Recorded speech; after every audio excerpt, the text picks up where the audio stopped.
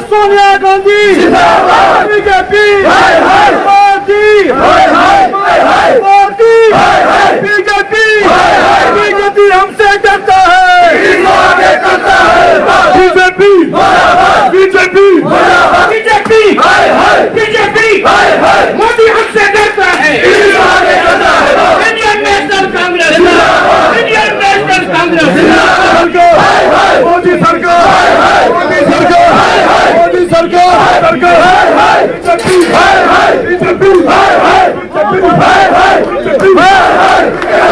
मोदी हमसे डरता है।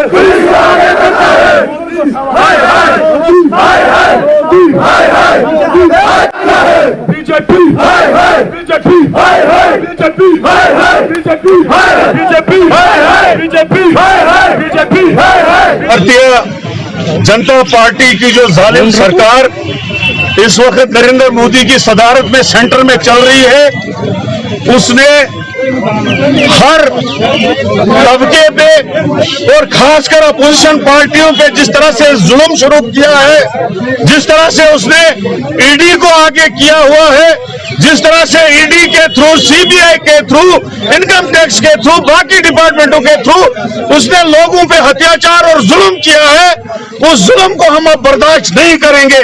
अब हमारी जो महान लीडर सोनिया गांधी है, जिसने अपना प्राइम मिनिस्टर का पद जो है, जब उसको मेजॉरिटी मिली थी, प्राइम मिनिस्टर का पद मिला था, तब उसने वो ठुकराया। अगर उस लेडी को, उस महान नेता को लालच होता तो फिर वो प्राइम मिनिस्टर का पद पकड़ के अपनी लालच को पूरा करती।